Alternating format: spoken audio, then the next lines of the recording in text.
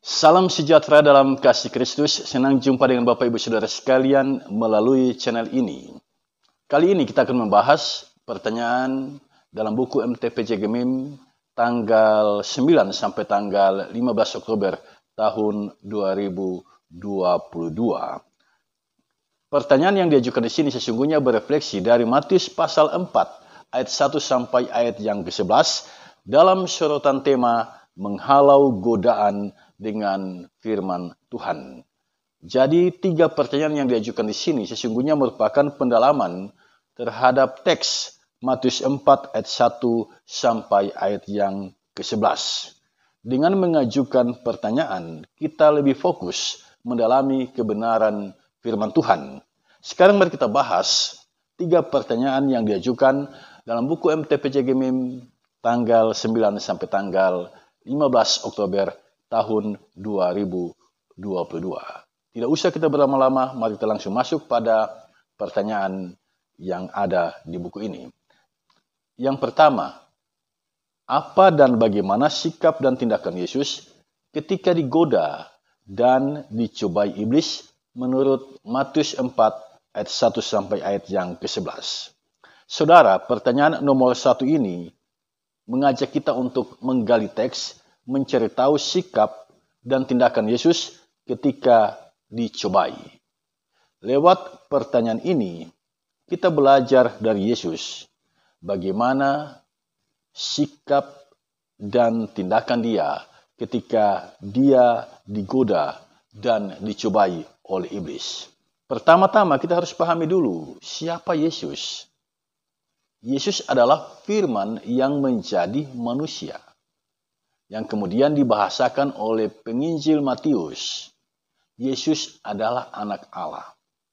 Nah, sebutan anak Allah ini muncul dalam kitab Matius.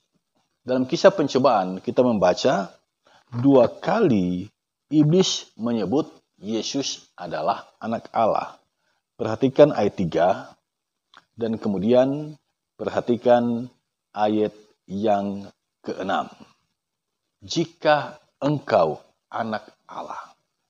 Sebutan anak Allah jangan kita pahami dalam pemikiran biologis. Seperti saya punya anak, jangan kita pahami Allah itu beranak. Nah, pemahaman yang seperti ini tidak benar. Mana mungkin Allah beranak? Itu hal yang tidak mungkin. Jika kita orang Kristen memahami Allah itu beranak, wah bodoh sekali. Masa Allah itu beranak? Jadi sebutan anak Allah di sini sesungguhnya tidak menunjuk pada Allah kita itu beranak. Tetapi ini adalah ungkapan yang mengatakan bahwa Yesus itu berasal dari Allah. Yesus itu berasal dari sorga. Dia adalah firman yang telah menjadi manusia. Nah, penginjil Matius dalam Matius 1 ayat 20 mengatakan bahwa Yesus dikandung dari Roh Kudus. Jadi Yesus itu tidak seperti kelahiran anak-anak pada umumnya. Ya. Kelahiran Yesus dikandung dari Roh Kudus. Kemudian dalam ayat yang ke-21 disebutkan tujuan kedatangan Yesus, yaitu menyelamatkan umatnya dari dosa mereka. Dan dalam Matius 3 ayat 17 diceritakan ada Roh Allah menyerupai burung merpati yang kemudian mengatakan bahwa Yesus adalah anakku yang kukasihi. Jadi jelas bagi kita bahwa Yesus itu berasal dari sorga. Dan karena itu dia disebut anak Allah.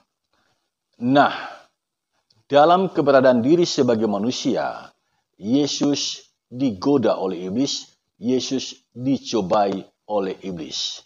Jadi seperti manusia pada umumnya, Yesus juga mengalami pencobaan dari iblis. Kemudian ditanyakan di sini, apa dan bagaimana sikap dan tindakan Yesus ketika dia digoda dan dicobai oleh iblis.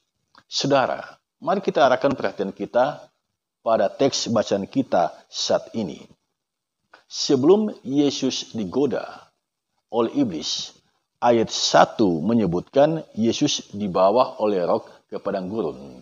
Jadi sebelum terjadi pencobaan itu, Yesus sesungguhnya taat kepada Roh Allah. ketika Roh Allah itu menuntun dia ke padang gurun, Yesus mentaatinya. Kemudian Yesus tunduk sepenuhnya di bawah kemahakuasaan Allah. Dia berserah sepenuhnya kepada Allah. Sebelum dia berhadapan dengan pencobaan iblis, dia mengambil sikap berpuasa. Berpuasa sesungguhnya adalah merendahkan diri di hadapan Allah, memohon pertolongan Allah agar diberikan kekuatan untuk menghadapi setiap tantangan kehidupan. Nah, Yesus mengambil sikap ini. Nah, ketika Yesus dicobai oleh iblis, apa sikap dan tindakannya? Sikap yang ditunjukkan oleh Yesus di sini jelas. Setiap pertanyaan yang diajukan oleh iblis, Yesus menjawabnya dengan kebenaran firman Tuhan. Yesus taat pada firman Tuhan. Tidak ada pertanyaan yang diajukan oleh iblis dijawab oleh Yesus seperti Hawa menggunakan akal budinya. Yesus tidak mengandalkan kekuatan akal budinya. Yesus dalam menjawab, dia mengandalkan firman Allah. Jadi sikap Yesus jelas. Dia menghadapi kuasa iblis dengan kebenaran firman Allah. Lalu, apa tindakan Yesus? Jadi sikap Yesus jelas. Dia mentaati firman Allah, menghadapi godaan, menghadapi cobaan si iblis. Yesus menggunakan firman Allah untuk menghadapinya. Dan pada akhirnya, Yesus mengambil sikap mengusir iblis. Perhatikan ayat yang ke-10. Maka berkatalah Yesus kepadanya, "Enyalah iblis, sebab ada tertulis, engkau harus menyembah Tuhan Allahmu, dan hanya kepada dia sajalah engkau berbakti." Itu yang diucapkan oleh Yesus. Dan kemudian pada ayat yang ke-11, kita membaca, iblis meninggalkan dia, dan lihatlah malaikat-malaikat datang melayani Yesus. Dari sini, penginjil Matius sesungguhnya menunjukkan bahwa Yesus benar-benar adalah anak Allah. Dia berasal dari surga, dan ketika Yesus memenangkan pertarungan dengan iblis, ketika iblis mencobai dia, malaikat surgawi, makhluk surgawi itu datang melayani Yesus. Jadi di sini sesungguhnya penginjil Matius menunjukkan kepada kita bahwa Yesus adalah anak Allah. Dia adalah Mesias yang dijanjikan itu. Ketika iblis mencoba dia tidak jatuh dalam pencobaan itu. Jadi jelas bagi kita, sikap dan tindakan Yesus adalah taat pada firman Tuhan, dan dia pada akhirnya mengusir iblis yang mencoba dia. Pertanyaan yang kedua, apa tanggapan saudara terhadap orang Kristen yang mudah tergoda dengan kenikmatan dan kepuasan diri melalui cara-cara yang tak sesuai dengan firman Tuhan? Saudara, semua orang punya peluang untuk tergoda dengan kenikmatan dan kepuasan diri melalui cara-cara yang tidak sesuai dengan firman Allah. Mengapa saya katakan demikian?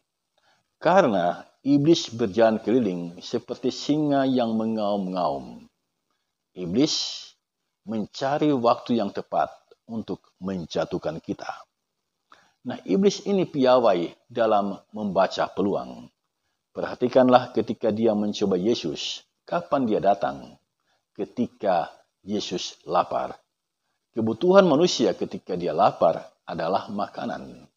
Dan iblis memanfaatkan kesempatan itu untuk menjatuhkan Yesus sejauh mana dia taat pada firman Allah.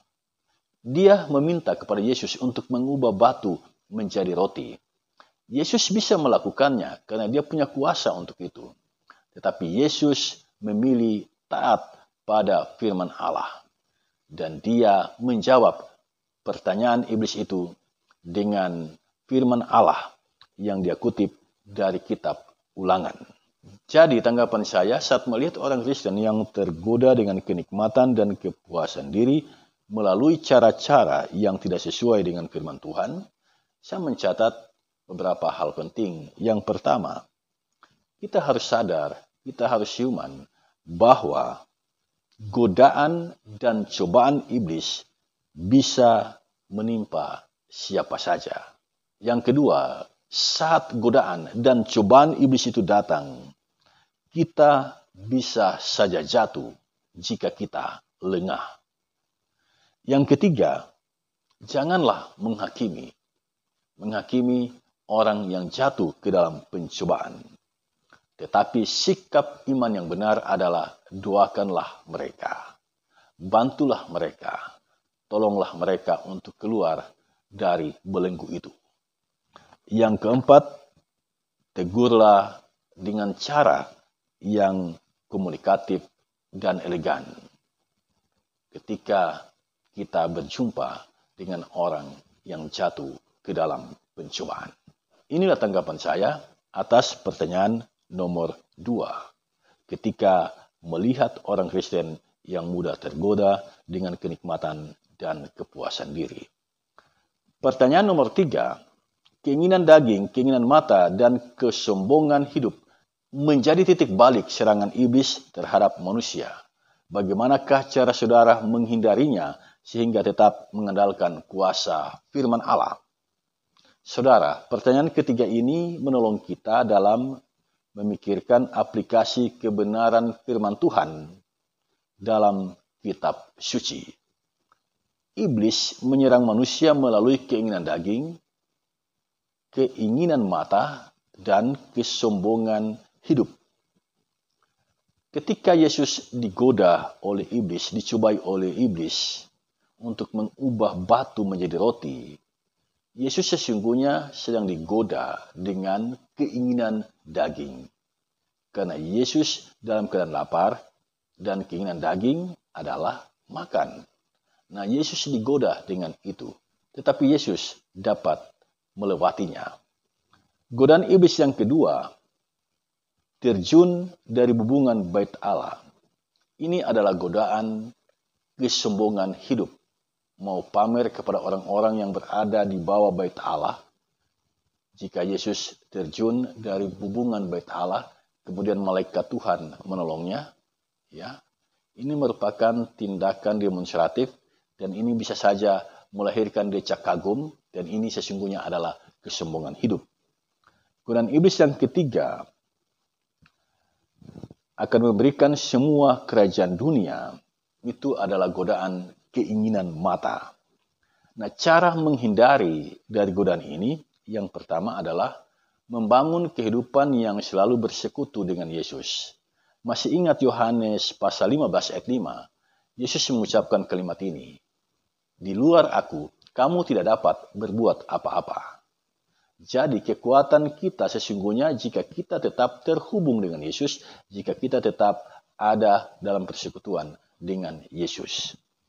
Yang kedua, cara menghindari yang kedua adalah membangun kehidupan yang selalu bersyukur dengan apa yang ada. Dengan mengucap syukur dengan apa yang kita miliki, kita tidak akan tergoda untuk menginginkan hal-hal yang lain, lalu mendapatkannya dengan cara yang tidak berkenan di hadapan Tuhan.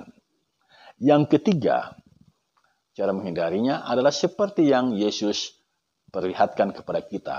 Taat, tunduk sepenuhnya di bawah kuasa firman Allah.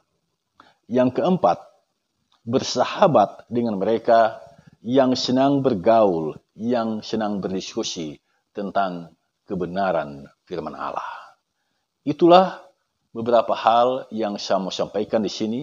Cara kita menghindari keinginan daging, keinginan mata, dan kesombongan hidup, sehingga kita sungguh-sungguh hanya mengandalkan kuasa firman Allah.